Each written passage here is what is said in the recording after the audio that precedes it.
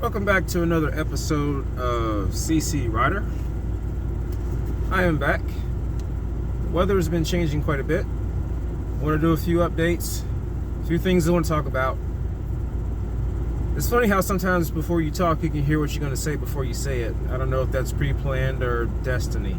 But anyway, so, an update on the cooling situation and the performance of the engine and stuff like that. I'm not the only one that's going through these certain little things where we're running into cooling issues, drivability issues, things like that when the weather changes and it gets cold. Here in the southeast of the United States, where I am, we constantly get a lot of changes in weather. It's hot one day, it's warm the other day, it's cold the next day, and it's back warm again, then hot again. Right now we're kind of going through a cold period. Now, as you've seen on the other video, I put that foam noodle wrapped, there's 3 of them together with tape, and I put it like a little bit less than halfway blocking the intake on the front of the car. Not the engine intake, but the air intake for the, you know what I'm talking about. So I did that. It's still there. The weather did warm up to a point where I didn't need it, and I've been brainstorming exactly what's going on. It made me think that it was the problem that I was having, and still currently having, that it was a sensor issue. Well, yes and no. So I've replaced the air temperature sensor. The air temperature sensor is what screws into the air intake. Actually, the metal part of it, not anything like what you're thinking. On the 420A, it's at the top back part of the air intake. It's screwed in the center, towards the back, near where the throttle is. I replaced that. I took out the old one. It looked exactly like I thought it was going to look from, I remember, a previous car I was driving before. It's dirty, a little bit oily. It comes with having, where you've got the EGR valve where it spits some of the exhaust back into the intake. And I think at that point on this particular motor, it probably doesn't bypass that. It doesn't go past the air temperature sensor. But having a dirty filter, or a filter that's not properly sealed correctly, or just running a filter that's old and has a few flowing issues, and then you've got this and that going on, yeah, it's going to get dirty. So I pulled it out. It got dirty. It was dirty. Put a new one in, and it changed the operation of the drivability issues that I was having. So I've had to let the car warm up before driving it recently when it's cold. There was a point in which it got to a certain period of time that I've noticed that it started everything leveled out as far as the problem with drivability issues with it cutting back. If I let it idle long enough before starting, and after a certain period of time, it's a combination of time and temperature. And I think that's when the computer lets go of its control and it switches over to the sensors. And like I said, it's a combination of between time, duration of period of time that it does that, runs off the computer only, and then switches over to the sensors, and temperature, or a little bit of both. And then if something isn't right, then your sensors are responsible for whatever the outcome is, depending on their condition, whether they're in tolerance, in a tolerance range that they're supposed to be in. And the way sensors work is that they're basically like variable resistors according to temperature, and they variate their level of resistance in a circuit electrically depending on the temperature. Oxygen sensors work that way. Coolant temperature sensors work that way. And if it's not within a certain range, if it's out of spec, if it's out of range, if it's out of tolerance, if it's too low, too high, whichever way it sways due to age of its use, then that's when things kind of go south a little bit, and the computer isn't able to adjust because it's out of range, out of tolerance. There's a certain level of tolerance that it can operate in, and then it's just too far out of range. And that's when you have drivability issues. So I'll replace the air temperature sensor, the one that's on top. The next one I want to replace is the coolant temperature sensor, which it's the one that's a spade connector, not the plug-in connector, the one that has a little spade sticking out and it has a simple one wire plug that connects onto it. The bottom one, if you know which one I'm talking about. I remember that on my other 420, because I have an Eagle Talon, if that's not running right, it won't even crank. So I don't have that problem. And plus I put a new one in when I rebuilt this motor. I rebuilt the top end in 01. And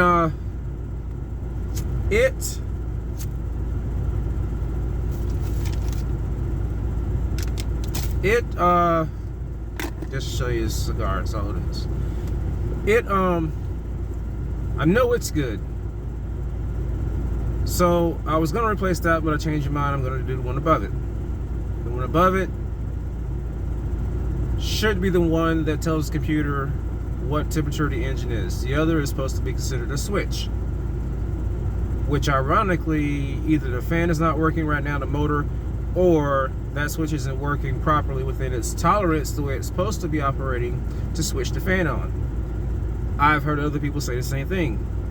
When it's cold, the engine overheats, the fan doesn't come on, you have to switch the AC on to get the fan to come on. The other fan, or both of them, depending on how your car is set up. So that's something to think about also. If you're having a cooling issue where your fan is not coming on like it should, and you have to turn your AC on just to get it to come on, you either got to get the coolant temperature switch that's not within tolerance, that's not switching on because your outside environment temperatures are affecting its ability to properly tell the computer what to do. It's not within tolerance, the fan's not coming on, or the motor's bad, or the relay's bad, or you got a blown fuse, something like that. Really simple. I'm just talking a little bit of facts here. You basically just listen to what I'm saying. I know it may be a little bit of a boring video. We're not showing cars out riding around and stuff like that. This is just something to get you to think about what could be wrong with your car, no matter what type of car you got, if you're having these issues. I wanted to try to make this video kind of short, but not really making it that short. Going on 8 minutes now, 30 seconds, 30 something seconds. So if you're experiencing that problem, that's what's going on. Now, another thing I've been thinking about and brainstorming a lot lately is something else in the past that I've brainstormed and figured out. One of the most overlooked things that we probably deal with here in the South, because we do not, where I live here, we do not have vehicle inspections. So we can basically ride around with our engine check light on all the time, and we don't have to worry about that. And because of that, we don't find out till later that this one thing that our engine check light is on for is the O2 sensor. But I like the fact, you know, I don't want to have my vehicle inspected and somebody in my car, a mechanic, and you know how the mechanics are, blah, blah, blah, this, that, and the other. A lot of them are in it for the money, and you just don't want atmosphere and environment. You just want to be free of that, okay? No vehicle inspections. We'll figure out what's wrong with our cars, and a lot of people are getting very smart and doing some investigations on how to diagnose and buy these code scanners to find out exactly what's wrong with the car. A lot of people are getting into that. A lot of people are stopped being lazy about certain things and just finding out on their own, which is the best way, because you need to learn as much as you possibly can. Yes, you're busy with other things in life, but once you start doing some research and realize that other people are asking the same questions and bouncing out ideas off of each other, you learn. And I think here where we are, here in the Southeast, a lot of that's going on lately. A lot of that. A lot of learning about cars, about the functions of cars, about the basic operations and what causes this and what causes that. It's really a good atmosphere going on right now. We're really starting to learn things. And I really like to see that. A lot of younger people also. That's what kind of, it hasn't been that way, but now it's getting to the point where there's actually a lot of younger people that are doing a lot of research, a lot of investigations on why this is doing this, what's doing that, especially girls, women, young women I see are doing a lot of research, and that's good. That's really good. I've noticed that a lot. That's just something I've noticed a lot. They're not just relying on thinking that it's a man's job or that's a guy thing. No, they're doing the research now and figuring out what's this, what's that, and putting two and two together. That's the way you do it. You put two and two together and figure out that, well, if this causes this, this can cause that, which can cause a domino effect, and, well, it could make this look bad, but it's not really that. It's because of this, and this is down the line.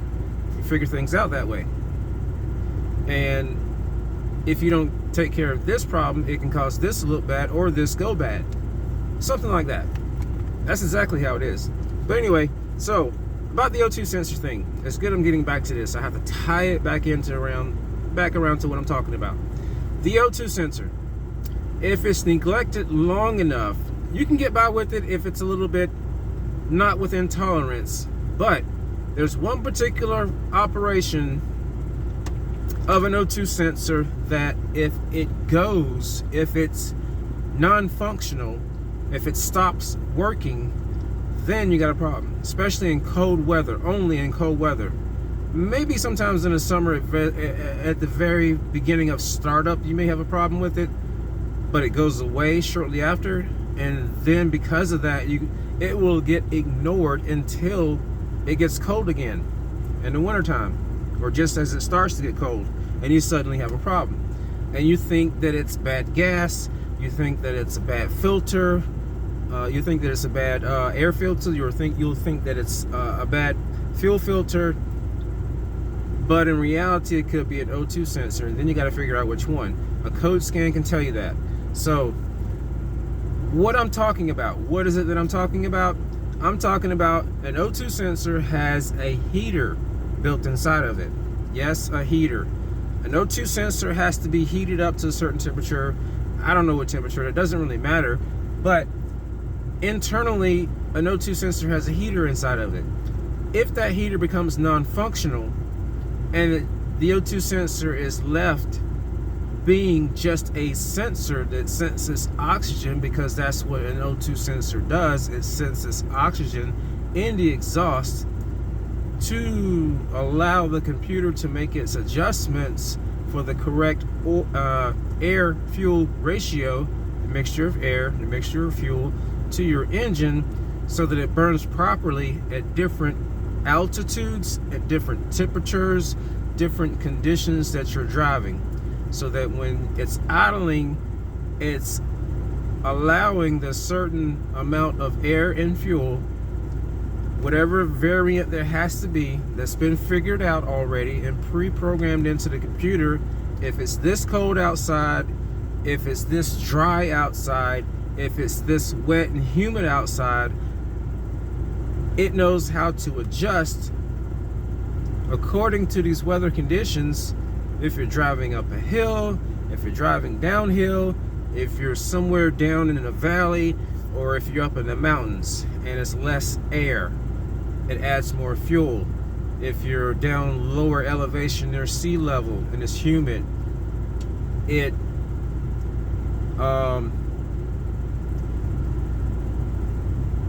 you'll need less air, more fuel. That's right. And if you're up in the mountains, you need more air, more oxygen, less fuel. More oxygen, less fuel? Yeah, you need more oxygen. Okay, so it will adjust air more to it if you're up in the mountains because there's less air. The air is thinner as you go higher. Whether or not it adds more fuel, I don't know. But anyway, so it adjusts that. That's what the O2 sensor does. It adjusts depending on how much is coming out, what's coming out the tailpipe, what's spitting out of the engine. It makes adjustments. And if that heater is not, I didn't mean to get loud. If that heater's not doing exactly what it's supposed to do, then your feedback to the computer is a little off, especially when it's cold. And then you get these drivability issues where it tries and tries, but it's not quite right, and it's on and off, sputtering, well, this, that, and the other. O2 sensor, the heater stopped working. And in my situation, I figured out this. I pretty much have my setup to work optimal when it's very, very hot. That's what I've been doing. I've been having my engine set up to work where it's best in the hottest weather here in the southeast, which means my engine will run cooler because I tricked out my thermostat so that it runs cooler, lets more coolant flow past at startup and while normally driving than normal. So when it, say for instance, your thermostat is normally closed when you first start your engine. I had mine set up so that something flows through even at startup, which cools it, which pre-cools the engine, the whole entire system, the whole entire circulatory cooling system through the cooling, through the heater coil, heater core, motor, and then back again and around and around. At startup, I'd already have coolant flowing through because I actually drilled 3 little tiny holes in the thermostat valve, the side of the valve. But anyway, so that's my setup, running cooler at higher temperatures. The idea behind that is that I can drive at a higher speed, longer period of time, stay cooler.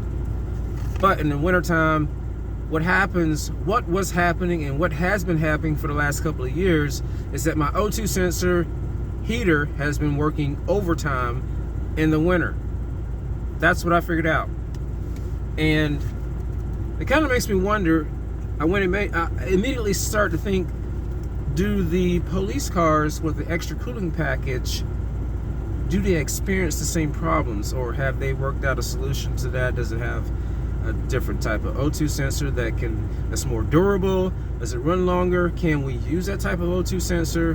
What adjustments have to be made as far as the level of tolerance? What resistance range does it operate in? I'd like to get an ohm meter on that and find out exactly if it's different, how much different, if we can make slight tweak adjustments to it to use it, if it has a better heater in it that lasts longer. Just a thought. So in the wintertime, yes, the O2 sensors, the heater inside of it, they work a little more so than in the winter. If you set your engine up to work cooler like mine in the summer, and the wintertime comes around, when wintertime comes around, the heater inside the O2 sensor is going to work more. And if it stops working, then you have drivability issues. There. That's all I wanted to say. I know this is sort of a long video, just giving some ideas out there for anybody that's interested. And let me go ahead and upload this video. Tell me what you think. Leave a comment below. Like this video. Subscribe to this page. Just subscribe.